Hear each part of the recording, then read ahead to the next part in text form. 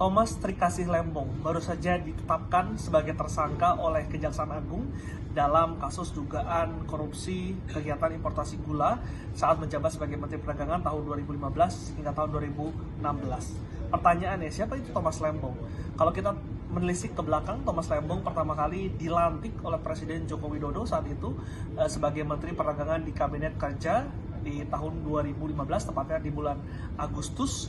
Saat itu Thomas Lembong diangkat dan juga dilantik menggantikan Rahmat Gobel yang merupakan politisi Partai Nasdem, dan hanya menjabat kurang lebih 1 tahun di pos dari Kementerian Perdagangan.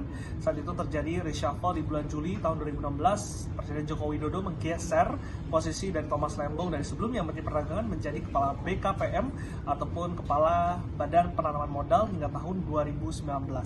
Di luar perannya sebagai menteri ataupun pembantu dari Presiden Jokowi dan juga Wapres Yusuf Kala saat itu, kita tahu Thomas Lembong ini dikenal sebagai sosok yang jenius dan juga menjadi tokoh di balik pidato-pidato presiden baik itu di dalam maupun luar negeri. Salah satu pidato yang paling diingat ataupun berkesan yang saat itu pernah disampaikan oleh Presiden Jokowi adalah saat menghadiri pertemuan Bank Dunia dan juga IMF di Bali.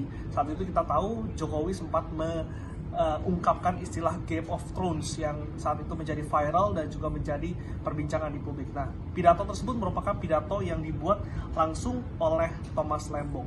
Setelah selesai menjabat mengabdi sebagai menteri, kita tahu kedekatan Thomas Lembong dengan Capres Anies Baswedan di Pilpres tahun 2024 yang lalu. Namun memang hubungannya ini tidak begitu saja terjadi karena di tahun ataupun beberapa tahun sebelum Pilpres itu dimulai, Anies pernah menunjuk Thomas Lembong menjadi salah satu petinggi di PT Ancol Jaya yang merupakan badan usaha milik Pemprov DKI Jakarta. Dan setelah di tahun 2024 ketika Anies maju sebagai Capres di Pilpres 2024, Thomas Lembong didapuk menjadi salah satu tim ses. Nah, sekarang Thomas Lembong sendiri bekerja sebagai profesional di beberapa perusahaan dan memang kabar yang cukup mengejutkan karena kita tahu sebetulnya kasus ini merupakan kasus lama, terjadi tahun 2015 dan juga tahun 2016, dan Kejagung baru saja tadi menetapkan Thomas Lembong menjadi tersangka, ditahan selama 20 hari pertama di